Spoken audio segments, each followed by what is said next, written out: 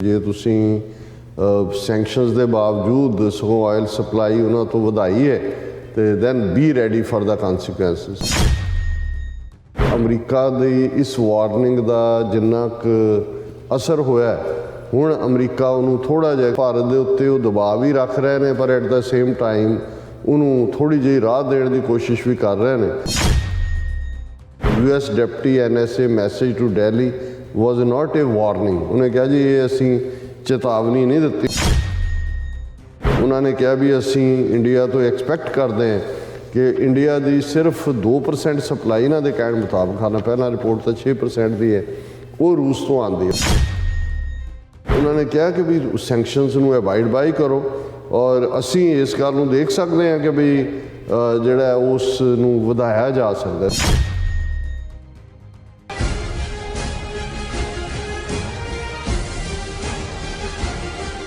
ਦਰਸ਼ਕੋ, break ਤੋਂ ਬਾਅਦ ਤੁਹਾਡਾ ਸਭ ਦਾ ਭਰਪੂਰ ਸਵਾਗਤ ਹੈ। ਸੋ ਵੀਅਰਸ, ਹੁਣ ਆਪਾਂ ਗੱਲਬਾਤ ਕਰਨ ਜਾ ਰਹੇ ਹਾਂ ਅਮਰੀਕਾ ਤੇ ਭਾਰਤ ਦੇ ਹਵਾਲੇ ਨਾਲ ਕਿ ਭਾਰਤ ਦੇ ਜਿਹੜੇ ਫੋਰਨ ਮਿਨਿਸਟਰ ਅਤੇ ਡਿਫੈਂਸ ਮਿਨਿਸਟਰ ਨੇ ਅਮਰੀਕਾ ਦੇ ਦੌਰੇ ਤੇ ਆਏ ਹੋਏ ਨੇ ਔਰ ਭਾਰਤੀ ਪ੍ਰਧਾਨ ਮੰਤਰੀ ਮੋਦੀ ਦੀ ਜਿਹੜੀ ਬਾਈਡਨ ਨਾਲ ਗੱਲਬਾਤ ਵੀ ਹੋਈ ਹੈ ਔਰ ਯੂਕਰੇਨ ਦੇ ਮੁੱਦੇ ਤੇ ਭਾਰਤ ਜਿਹੜਾ ਹੈ ਭਾਰੀ ਅਮਰੀਕਨ ਦਬਾਅ ਦੇ ਹੇਠ ਹੈ ਔਰ ਅਮਰੀਕਾ ਵੱਲੋਂ ਭਾਰਤ ਨਾਲ ਜਿਹੜਾ ਚੂਹੇ ਬਿੱਲੀ ਵਾਲਾ ਖੇਡ ਹੈ ਉਹ ਖੇਡਿਆ ਜਾ ਰਿਹਾ। ਸੋ ਇਸ ਬਾਰੇ ਆਪਾਂ ਗੱਲਬਾਤ ਕਰਨ ਜਾ ਰਹੇ ਹਾਂ। ਸੋ ਅਸੀਂ ਚਾਹਾਂਗੇ ਕਿ ਤੁਸੀਂ ਇਸੇ ਤਰ੍ਹਾਂ ਬਣੇ ਰਹਿਣ, ਦੇਖਣ ਸੁਣਨ ਜਾਂ ਲਿਖਣ ਲਈ ਤੁਹਾਡਾ ਸਭ ਦਾ ਬਹੁਤ ਬਹੁਤ ਸ਼ੁਕਰੀਆ ਜੀ। ਡਾਕਟਰ ਸਾਹਿਬ, ਕੀ ਕਹਿਣਾ ਚਾਹੋਗੇ? ਦੇਖੋ, ਅਸੀਂ ਪਹਿਲੇ ਸੈਗਮੈਂਟ 'ਚ ਵੀ ਗੱਲ ਕੀਤੀ ਕਿ ਅਜੇ ਵੀ ਯੂਕਰੇਨ ਦਾ ਮੁੱਦਾ ਇੰਟਰਨੈਸ਼ਨਲ ਰਡਾਰ ਸਕਰੀਨ ਦੇ ਉੱਤੇ ਹੈ ਔਰ ਭਾਰਤ ਦੇ ਫੋਰਨ ਮਿਨਿਸਟਰ ਔਰ ਡਿਫੈਂਸ ਮਿਨਿਸਟਰ S ਜੈਸ਼ੰਕਰ ਔਰ ਰਾਜਨਾਥ ਸਿੰਘ DC 'ਚ ਬੈਠੇ ਹੋਏ ਨੇ। ਮੋਦੀ ਦੇ ਨਾਲ ਬਾਈਡਨ ਦੀ ਜਿਹੜੀ ਹੈ ਟੈਲੀਫੋਨਿਕ ਗੁਫ਼ਤਗੂ ਵੀ ਹੋਈ ਹੈ ਜਾਂ ਵਰਚੁਅਲ ਮੀਟਿੰਗ ਹੋਈ ਹੋਏਗੀ। ਉਸ ਦੀ ਗੱਲ ਕਰਨ ਤੋਂ ਪਹਿਲਾਂ ਕਰੰਟ ਚੱਲ ਕੀ ਰਿਹਾ ਯੂਕਰੇਨ ਦੇ ਵਿੱਚ, ਜਿਹੜੀ ਇਕਨੋਮਿਕ ਟਾਈਮਸ ਜਾਂ BBC ਦੀਆਂ ਨਿਊਜ਼ ਨੇ, ਹਾਲਾਂ ਸਾਡੇ ਇੱਕ ਦੋ ਵਿਊਅਰ ਜਿਹੜੇ ਪੱਕੇ ਤੌਰ ਤੇ ਪੁਤਿਨ ਦੇ ਹਮਾਇਤੀ ਨੇ ਉਹ ਸਾਨੂੰ ਕਹਿੰਦੇ ਨੇ ਜੀ ਤੁਸੀਂ ਪੰਜਾਬੀ ਦਾ BBC ਬਣ ਗਏ ਹੋ ਯੂਕਰੇਨ ਦੇ ਮਾਮਲੇ 'ਚ, ਕਿ ਵੀ ਤੁਸੀਂ ਉਹੀ ਪ੍ਰੋਪੇਗੈਂਡਾ ਕਰ ਰਹੇ ਹੋ। ਇਹਦੇ 'ਚ ਕੋਈ ਸ਼ੱਕ ਨਹੀਂ ਹੈ ਕਿ ਕਾਫੀ ਕੁਛ ਜਿਹੜਾ ਦੋਨੋਂ ਪਾਸਿਓਂ ਪ੍ਰੋਪੇਗੈਂਡਾ ਤਾਂ ਚੱਲ ਹੀ ਰਿਹਾ, ਪਰ ਤੁਸੀਂ ਸਾਨੂੰ ਪੁਤਿਨ ਦੀਆਂ ਖਬਰਾਂ ਵੀ ਪਹੁੰਚਾ ਦਿਆ ਕਰੋ, ਅਸੀਂ ਉਹ ਵੀ ਡਿਸਕਸ ਕਰ ਲਿਆ ਕਰਾਂਗੇ। ਸਾਡੇ ਕੋਲ ਤਾਂ ਜੋ ਨਿਊਜ਼ ਸੋਰਸਿਸ ਨੇ ਉਹਨਾਂ ਦੇ ਰਾਹੀਂ ਹੀ ਅਸੀਂ ਗੱਲ ਕਰ ਸਕਦੇ। ਔਰ ਪਿਛਲੇ ਦਿਨਾਂ 'ਚ ਇਹ ਗੱਲ ਸਾਹਮਣੇ ਆਈ ਸੀ ਕਿ ਫਿਨਲੈਂਡ ਔਰ ਜਿਹੜਾ ਇੱਕ ਹੋਰ ਮੁਲਕ ਸਵੀਡਨ, ਉਹ ਨੈਟੋ ਦੀ ਮੈਂਬਰਸ਼ਿਪ ਚਾਹੁੰਦੇ ਨੇ ਔਰ ਰਸ਼ੀਆ ਨੇ ਵਾਰਨ ਕਰ ਦਿੱਤਾ ਆਲਰੇਡੀ ਕਿ ਵੀ ਜੇ ਇਸ ਤਰ੍ਹਾਂ ਕੀਤਾ ਤੇ ਉਸ ਦੇ ਕਨਸੀਕੁਐਂਸਿਸ ਹੋਣਗੇ।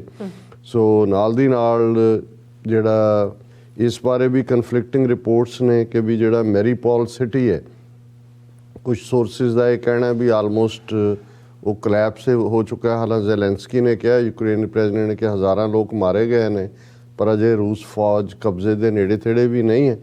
ਪਰ ਜਿਹੜਾ ਰੂਸ ਇਹ ਜ਼ਰੂਰ ਸਾਹਮਣੇ ਹੈ ਕਿ ਹਜ਼ਾਰਾਂ ਜਿਹੜੇ ਐਕਸ ਸੋਲਜਰ ਨੇ, ਰਿਟਾਇਰ ਹੋ ਚੁੱਕੇ ਨੇ, ਉਹਨਾਂ ਨੂੰ ਵੀ ਉਹ ਵਾਪਸ ਲਿਆ ਕੇ ਇਸ ਵੇਲੇ ਰੂਸ ਦੇ ਹਮਲੇ ਦਾ ਫੋਕਸ ਈਸਟਰਨ ਯੂਕਰੇਨ ਹੈ। ਸੋ ਜ਼ਾਹਰ ਹੈ ਕਿ ਇਹਦੇ ਬਾਵਜੂਦ ਕਿ ਸੈਂਕਸ਼ਨਸ ਵੀ ਨੇ ਔਰ ਦੂਸਰਾ ਵੀ ਚੱਲ ਰਿਹਾ ਹੈ, ਕੋਈ ਇਹ ਜੰਗ ਬੰਦੀ ਦਾ ਕੋਈ ਨਜ਼ਰ ਨਹੀਂ ਆ ਰਿਹਾ ਕਿ ਕੋਈ ਇਸ ਦਾ ਇੰਪੈਕਟ ਹੋ ਰਿਹਾ। ਆਸਟਰੀਆ, ਉਸ ਦੇ ਚਾਂਸਲਰ ਜਿਹੜੇ ਨੇ ਉਹ ਪੁਤਿਨ ਦੇ ਨਾਲ ਮਿਲੇ ਨੇ। ਹਾਲਾਂ ਪਹਿਲਾਂ ਉਸ ਨੂੰ ਦੌਰੇ ਨੂੰ ਲੈ ਕੇ ਵੀ ਡਿਫਰੈਂਟ ਅਪਰੋਚਿਸ ਸੀ, ਪਰ ਉਹਨਾਂ ਨੇ ਕਿਹਾ ਜੀ ਮੈਂ ਕੋਈ ਦੋਸਤਾਨਾ ਦੌਰਾ ਨਹੀਂ ਹੈ। ਔਰ ਨਾਲ ਦੀ ਨਾਲ ਉਹਨਾਂ ਨੇ ਕਿਹਾ ਕਿ ਇਸ 'ਚੋਂ ਇਹ ਕਾਈਂਡ ਆਫ ਲਾਸਟ ਚੱਲ ਰਿਹਾ ਔਰ ਇਹ ਯੂਰਪੀਅਨ ਯੂਨੀਅਨ ਦਾ ਪਹਿਲਾ ਲੀਡਰ ਬਣੇ ਨੇ, ਆਸਟਰੀਆ ਦਾ ਚਾਂਸਲਰ, ਜਿਹੜੇ ਜਦੋਂ ਦਾ ਇਹ ਜੰਗ ਸ਼ੁਰੂ ਹੋਇਆ ਉਹਦੇ 'ਚ ਉਹਨਾਂ ਨੂੰ ਮਿਲੇ ਨੇ। ਔਰ ਉਹਨਾਂ ਨੇ ਕਿਹਾ ਕਿ ਵੀ ਮੇਰੀ ਗੱਲਬਾਤ ਉਹਦੇ ਨਾਲ, ਪੁਤਿਨ ਦੇ ਨਾਲ, ਡਾਇਰੈਕਟ, ਓਪਨ ਐਂਡ ਟਫ ਇਸ ਲਾਈਨ ਦੇ ਉੱਤੇ ਹੀ ਰਹੀ ਹੈ। ਔਰ ਮੋਦੀ ਨੇ ਵੀ ਜਦੋਂ ਬਾਈਡਨ ਦੇ ਨਾਲ ਗੱਲਬਾਤ ਕੀਤੀ, ਉਹਨੇ ਕਿਹਾ ਜੀ ਮੈਂ ਦੋਨਾਂ ਦੇ ਨਾਲ ਗੱਲ ਕੀਤੀ ਹੈ, ਜ਼ੈਲੈਂਸਕੀ ਨਾਲ ਵੀ, ਪੁਤਿਨ ਨਾਲ ਵੀ, ਦੋਨਾਂ ਨੂੰ ਮੈਂ ਕਿਹਾ ਕਿ ਜੀ ਤੁਹਾਡੇ ਮਸਲੇ ਦਾ ਹੱਲ ਇਹ ਹੈ ਵੀ ਤੁਸੀਂ ਡਾਇਰੈਕਟ ਆਪਸੀ ਗੁਫ਼ਤਗੂ ਕਰੋ। ਸੋ ਇਸ ਦੇ ਨਾਲ ਨਾਲ ਜਿਹੜਾ ਸਵੀਡਨ ਔਰ ਫਿਨਲੈਂਡ, ਮੈਂ ਉਹਨਾਂ ਦਾ ਜ਼ਿਕਰ ਕੀਤਾ, ਉਹਨਾਂ ਨੇ ਵਾਰਨ ਕੀਤਾ ਔਰ ਵਰਲਡ ਟ੍ਰੇਡ ਆਰਗੇਨਾਈਜੇਸ਼ਨ ਨੇ ਇਹ ਕਿਹਾ ਕਿ ਇਹ ਜਿਹੜਾ ਅਲਟੀਮੇਟਲੀ ਰੂਸ ਦਾ ਹਮਲਾ ਹੈ ਯੂਕਰੇਨ ਦੇ ਉੱਤੇ, ਉਹਦੇ 'ਚ ਗਲੋਬਲ ਟ੍ਰੇਡ ਗਰੋਥ 2022 ਦੀ ਆਲਮੋਸਟ ਅੱਧੀ ਰਹਿ ਜਾਏਗੀ, ਮਤਲਬ ਇੰਨਾ ਵਰਸਟ ਇਕੋਨਮੀ ਨੂੰ ਇਫੈਕਟ ਕਰੇਗਾ। ਔਰ ਗਲੋਬਲ GDP ਗਰੋਥ 0.7 ਤੋਂ 1.3% ਤੱਕ ਥੱਲੇ ਜਾਏਗੀ। ਔਰ ਇਸ ਦੇ ਨਾਲ ਫੂਡ ਔਰ ਐਨਰਜੀ ਸਪਲਾਈਜ਼, ਕਿਉਂਕਿ ਅਕਸਰ ਅਸੀਂ ਕਹਿੰਦੇ ਹਾਂ ਕਿ ਰੂਸ ਵੀ ਔਰ ਯੂਕਰੇਨ ਵੀ ਇਹ ਵੀਟ, ਰਾਈਸ, ਹੋਰ ਬਹੁਤ ਸਾਰੀਆਂ ਚੀਜ਼ਾਂ ਜਿਹੜੀਆਂ ਨੇ ਉਹ ਪ੍ਰੋਡਿਊਸ ਕਰਦੇ ਨੇ। ਮਿਡਲ ਈਸਟ ਦਾ ਸਾਰਾ ਯੂਕਰੇਨ ਦੇ ਤੋਂ ਹੀ ਜਿਹੜਾ ਉਹ ਮੰਗਵਾਉਂਦਾ ਹੈ। ਇਹ ਸਾਰਾ ਜਿਹੜਾ ਹੈ ਇਸ ਦਾ ਵੀ ਇਫੈਕਟ ਹੋਏਗਾ। ਔਰ ਇਸ ਦੇ ਨਾਲ ਜਿਹੜੇ ਨੇ ਅੱਜ ਮੋਰ ਦੈਨ 100 ਲਾਅ ਮੇਕਰਸ ਜਿਹੜੇ ਹੈ ਉਹਨਾਂ ਨੇ ਅਮਰੀਕਾ 'ਚ ਅਗੇਨ ਬਾਈਡਨ ਨੂੰ ਇਹ ਕਿਹਾ ਕਿ ਇਸ ਨੂੰ ਰੋਕਿਆ ਜਾਏ, ਹੋਰ ਜਿਹੜੇ ਨੇ ਸਖਤ ਪ੍ਰਬੰਧ ਕੀਤੇ ਜਾਣ। ਸੋ ਮੇਰਾ ਇਹ ਹੁੰਦਾ ਕਿ ਵੀ ਜਨਰਲ ਕੀ ਚੱਲ ਰਿਹਾ ਇਸ ਬਾਰੇ ਵੀ ਗੱਲ ਕਰੀਏ। ਭਾਰਤ ਦੇ ਹਵਾਲੇ ਨਾਲ ਅਸੀਂ ਗੱਲ ਕੀਤੀ ਸੀ ਕਿ ਪਿਛਲੇ ਦਿਨਾਂ 'ਚ ਜਦੋਂ ਅਮਰੀਕਾ ਦੇ deputy national security adviser Daleep Singh Saund ਜਿਹੜਾ ਪਹਿਲਾ ਸਿੱਖ ਕਾਂਗਰਸਮੈਨ 1950 'ਚ ਬਣਿਆ, ਉਹਦਾ ਪੜਪੋਤਾ ਹੈ, ਉਹਨਾਂ ਨੇ ਇੰਡੀਆ ਨੂੰ ਖੁੱਲ੍ਹੇਆਮ ਵਾਰਨਿੰਗ ਦਿੱਤੀ ਸੀ ਕਿ ਭਾਈ ਇਹਦੇ ਤੁਹਾਨੂੰ ਫਿਰ ਕਨਸੀਕੁਐਂਸਿਸ ਲਈ ਤਿਆਰ ਰਹਿਣਾ ਚਾਹੀਦਾ ਵੀ ਜੇ ਤੁਸੀਂ ਸੈਂਕਸ਼ਨਸ ਦੇ ਬਾਵਜੂਦ ਸਗੋਂ ਆਇਲ ਸਪਲਾਈ ਉਹਨਾਂ ਤੋਂ ਵਧਾਈ ਹੈ ਤੇ then be ready for the consequences. So ਉਸ ਨੂੰ ਲੈ ਕੇ ਭਾਰਤ ਦੇ ਵਿੱਚ ਕਾਫੀ ਨਰਵਸਨੈਸ ਵੀ ਸੀ ਔਰ ਇਸ ਦੇ ਉੱਤੇ ਵੀ ਹੋ ਰਿਹਾ ਸੀ ਵੀ ਅਮਰੀਕਾ ਕੀ ਕਰੇਗਾ। ਹਾਲਾਂਕਿ ਜਿਹੜੀ ਹੁਣ 2+2 ਡਾਇਲੋਗ ਜਿਹਨੂੰ ਕਹਿੰਦੇ ਨੇ, ਜਿਵੇਂ ਐਸ ਜੈ ਸ਼ੰਕਰ ਜਿਹੜੇ ਨੇ ਉਹ ਮਿਲੇ ਨੇ ਆਪਣੇ ਐਂਟੋਨੀ ਨੂੰ ਔਰ Rajnath Lloyd Austin counter parts ਨੂੰ, ਸੈਕਟਰੀ ਆਫ ਡਿਫੈਂਸ ਨੂੰ। ਲੇਕਿਨ ਅਮਰੀਕਾ ਦੀ ਇਸ ਵਾਰਨਿੰਗ ਦਾ ਜਿੰਨਾ ਕੁ ਅਸਰ ਹੋਇਆ, ਹੁਣ ਅਮਰੀਕਾ ਉਹਨੂੰ ਥੋੜ੍ਹਾ ਜਿਹਾ, ਕਿਉਂਕਿ ਇਹਨਾਂ ਇਹ 2+2 ਵਿਜ਼ਿਟ ਤਾਂ ਪਹਿਲਾਂ ਦੀ ਪਲਾਨ ਕੀਤੀ ਹੋਈ ਸੀ, ਵਿੱਚ ਕੋਵਿਡ ਆਉਂਦਾ ਰਿਹਾ, ਲੇਕਿਨ ਉਹ ਉਹਨੂੰ ਥੋੜ੍ਹਾ ਜਿਹਾ ਭਾਰਤ ਦੇ ਉੱਤੇ ਉਹ ਦਬਾਅ ਵੀ ਰੱਖ ਰਹੇ ਨੇ, ਪਰ ਐਟ ਦਾ ਸੇਮ ਟਾਈਮ ਉਹਨੂੰ ਥੋੜ੍ਹੀ ਜਿਹੀ ਰਾਹ ਦੇਣ ਦੀ ਕੋਸ਼ਿਸ਼ ਵੀ ਕਰ ਰਹੇ ਨੇ। ਔਰ ਅੱਜ ਵਾਈਟ ਹਾਊਸ ਦੀ ਸਪੋਕਸ ਪਰਸਨ ਬੀਬੀ ਨੇ ਇਹਨੂੰ ਕਲੈਰੀਫਾਈ ਕੀਤਾ ਜੀ, US deputy NSA message to Delhi was not a warning. ਉਹਨੇ ਕਿਹਾ ਜੀ ਇਹ ਅਸੀਂ ਚੇਤਾਵਨੀ ਨਹੀਂ ਦਿੱਤੀ। ਉਹਨੇ ਕਿਹਾ ਕਿ ਵੀ ਇਹ ਮਿਸਟਰ ਸਿੰਘ ਨੇ ਤਾਂ ਇਹੀ ਕਿਹਾ ਕਿ consequences to countries that actively attempt to circumvent or backfill the sanctions, ਇਹ ਅਸੀਂ ਇਹ ਕਿਹਾ ਸੀ। ਔਰ I would not characterize it as a warning nor did we at the time. ਲੇਕਿਨ ਉਹਨਾਂ ਨੇ ਕਿਹਾ ਵੀ ਅਸੀਂ ਇੰਡੀਆ ਤੋਂ ਐਕਸਪੈਕਟ ਕਰਦੇ ਹਾਂ ਕਿ ਇੰਡੀਆ ਦੀ ਸਿਰਫ 2% ਸਪਲਾਈ ਇਹਨਾਂ ਦੇ ਕਹਿਣ ਮੁਤਾਬਕ, ਹਾਲਾਂ ਪਹਿਲਾਂ ਰਿਪੋਰਟ ਤਾਂ 6% ਦੀ ਹੈ, ਉਹ ਰੂਸ ਤੋਂ ਆਉਂਦੀ ਹੈ। ਪਰ ਉਹਨਾਂ ਨੇ ਕਿਹਾ ਵੀ ਅਮਰੀਕਾ 10% ਜਿਹੜਾ ਇੰਡੀਆ ਦੀ ਕਰੂਡ ਆਇਲ ਸਪਲਾਈ ਹੈ ਉਹਨੂੰ ਇੰਡੀਆ ਨੂੰ ਜੋ ਅਮਰੀਕਾ ਦਿੰਦਾ ਉਹੀ ਫੁੱਲਫਿਲ ਕਰਦਾ। ਐਂਡ ਉਹਨਾਂ ਨੇ ਕਿਹਾ ਕਿ ਵੀ ਸੈਂਕਸ਼ਨਸ ਨੂੰ ਅਵਾਇਡ ਬਾਈ ਕਰੋ ਔਰ ਅਸੀਂ ਇਸ ਗੱਲ ਨੂੰ ਦੇਖ ਸਕਦੇ ਹਾਂ ਕਿ ਵੀ ਜਿਹੜਾ ਉਸ ਨੂੰ ਵਧਾਇਆ ਜਾ ਸਕਦਾ। ਸੋ ਮਤਲਬ ਅਮਰੀਕਾ ਨੇ ਔਰ ਹੋ ਸਕਦਾ ਇੰਡੀਆ ਨੇ ਇਹ ਅੰਦਰੂਨੀ ਤੌਰ ਦੇ ਉੱਤੇ ਐਡਮਿਟ ਵੀ ਕੀਤਾ ਹੋਏ ਕਿ ਜੀ ਠੀਕ ਹੈ ਇਹ ਵਕਤ ਅਸੀਂ ਕਰ ਲਿਆ, ਹੁਣ ਅਸੀਂ ਆਪਣੀ ਨੀਡ ਜਿਹੜੀ ਹੈ ਉਹ ਤੁਹਾਡੇ ਤੋਂ ਪੂਰੀ ਕਰਾਂਗੇ।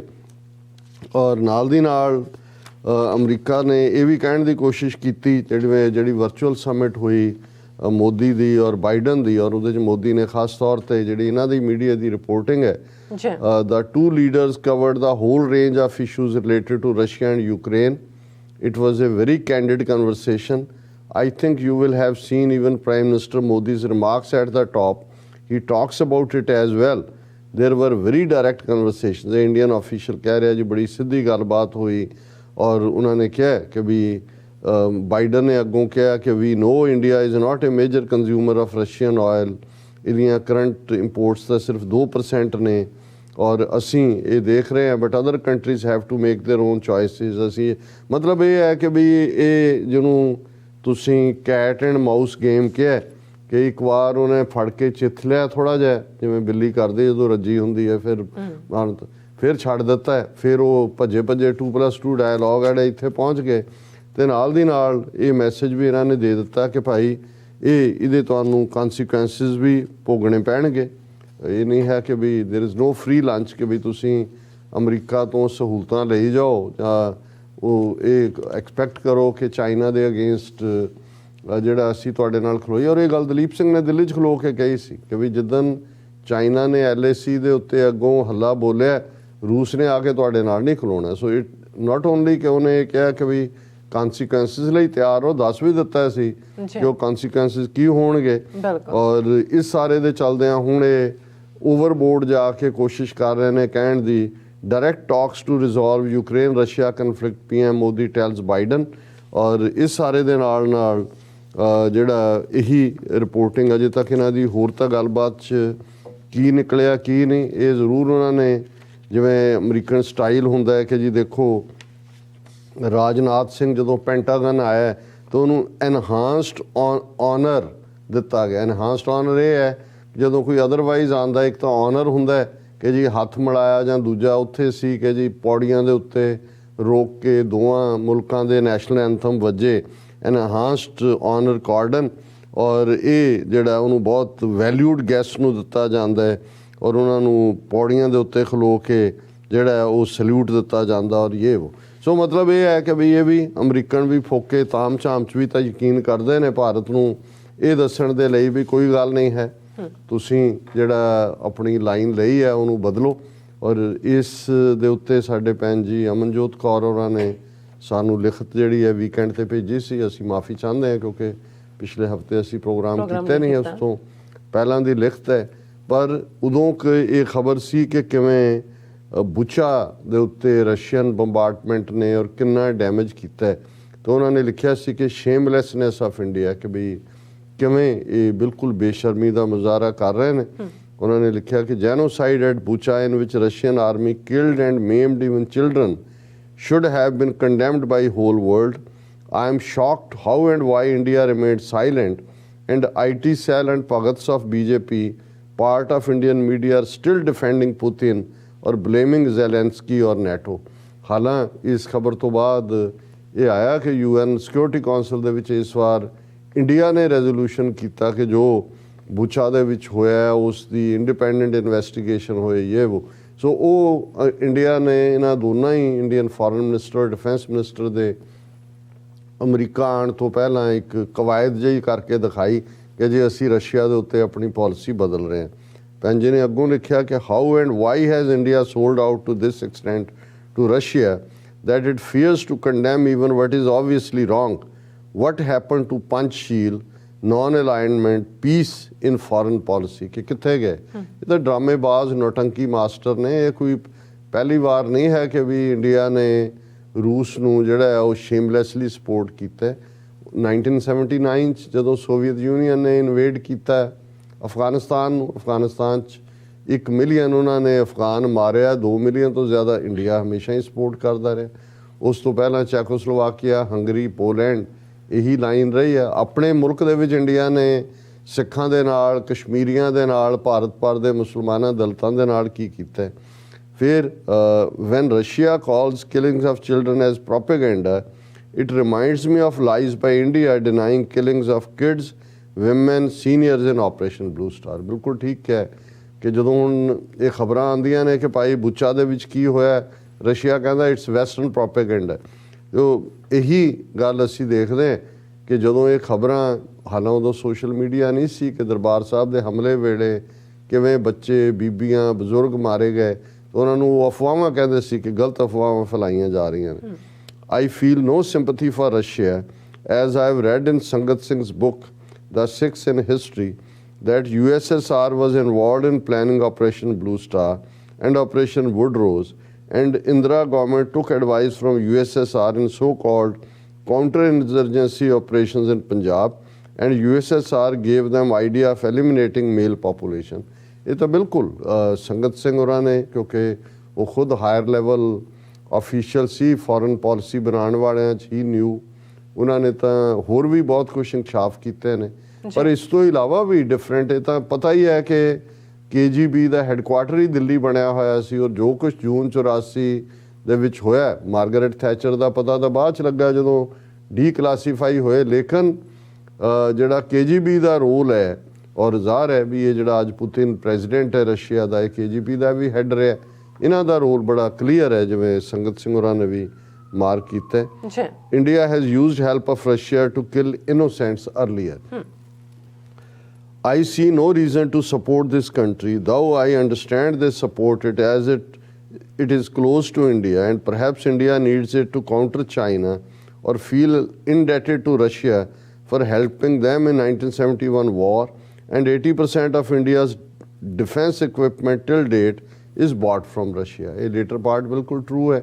ਔਰ 1971 ਦੇ ਹਮਲੇ ਵੇਲੇ ਜਦੋਂ ਕਿ ਇੰਡੀਅਨ ਆਰਮੀ ਨੇ ਪਾਕਿਸਤਾਨ ਨੂੰ ਤੋੜਿਆ, ਉਸ ਤੋਂ ਪਹਿਲਾਂ ਡਿਫੈਂਸ ਪੈਕਟ ਸੋਵੀਅਤ ਯੂਨੀਅਨ ਦੇ ਨਾਲ ਇੰਦਰਾ ਗਾਂਧੀ ਨੇ ਸਾਈਨ ਕੀਤਾ ਸੀ, ਜਿਹੜਾ ਨਾਨ ਅਲਾਈਨਮੈਂਟ ਤੋਂ ਬਿਲਕੁਲ ਹਟ ਕੇ ਸੀ। ਉਸ ਕਿਸਮ ਦਾ ਹੀ ਡਿਫੈਂਸ ਪੈਕਟ ਸੀ ਜੋ ਸੋਵੀਅਤ ਯੂਨੀਅਨ ਨੇ ਹੰਗਰੀ ਜਾਂ ਚੈਕੋਸਲੋਵਾਕੀਆ ਜਾਂ ਪੋਲੈਂਡ ਜਾਂ ਅਫਗਾਨਿਸਤਾਨ ਨਾਲ ਸਾਈਨ ਕੀਤਾ ਹੋਇਆ ਸੀ, ਔਰ ਉਹਦੀ ਆੜ ਦੇ ਵਿੱਚ ਉਹਨਾਂ 'ਤੇ ਹਮਲਾ ਕੀਤਾ ਸੀ।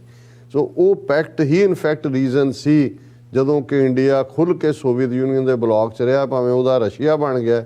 ਅੱਜ ਵੀ ਉਸੇ ਲੈਵਲ ਦਾ ਜਿਹੜੀ ਲਾਇਲਟੀ ਹੈ, ਕਿਉਂਕਿ ਉਹ ਪੈਕਟ ਰਸ਼ੀਆ ਇਨਹੈਰੀਟਰ ਬਣ ਗਿਆ ਸੋਵੀਅਤ ਯੂਨੀਅਨ ਦੀਆਂ ਟ੍ਰੀਟੀਜ਼ ਦਾ, ਉਹ ਪੈਕਟ ਅੱਜ ਵੀ ਸਟੈਂਡ ਕਰਦਾ।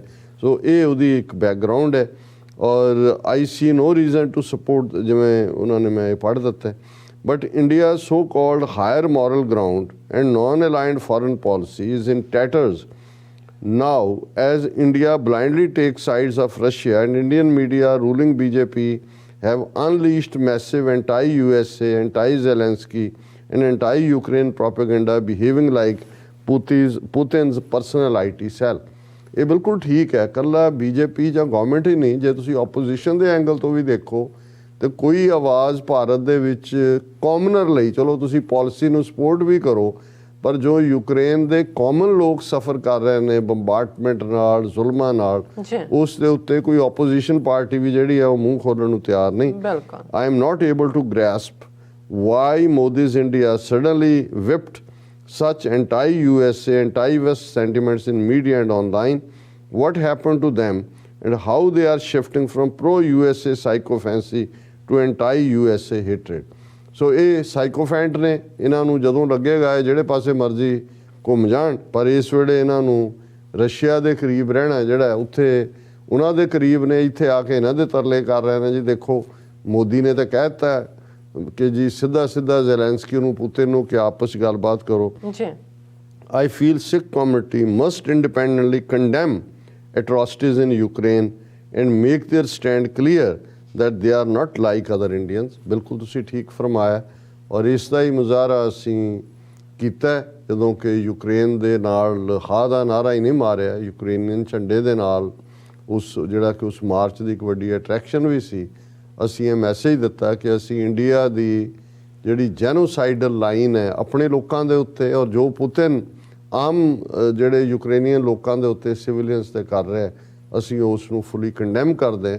ਔਰ ਉਸ ਤੋਂ ਪਹਿਲਾਂ ਜ਼ਾਹਰ ਹੈ ਹਿਊਮੈਨੀਟੇਰੀਅਨ ਏਡ ਵੀ ਸਿੱਖ ਜਥੇਬੰਦੀਆਂ ਵੱਲੋਂ ਨਾਲ ਦੀ ਨਾਲ ਕਿ ਭਾਈ ਅਸੀਂ ਖੜੇ ਹਾਂ ਲੋਕਾਂ ਦੇ ਨਾਲ।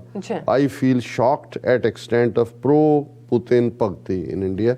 ਸੋ ਭੈਣ ਜੀ ਅਮਨਜੋਤ ਕੌਰ ਜੀ ਦਾ ਬਹੁਤ ਬਹੁਤ ਸ਼ੁਕਰੀਆ ਜੀ। ਰਾਜ ਸਾਹਿਬ ਤੁਹਾਡਾ ਬਹੁਤ ਬਹੁਤ ਧੰਨਵਾਦ। ਸੋ ਇੱਥੇ ਲੈਣੇ ਬ੍ਰੇਕ। ਵਿਊਅਰਸ ਤੁਸੀਂ ਇਸੇ ਤਰ੍ਹਾਂ ਜੁੜੇ ਰਹਿਣਾ, ਮਿਲਦੇ ਹਾਂ ਆਫਟਰ ਦਿਸ ਸ਼ਾਰਟ ਬ੍ਰੇਕ।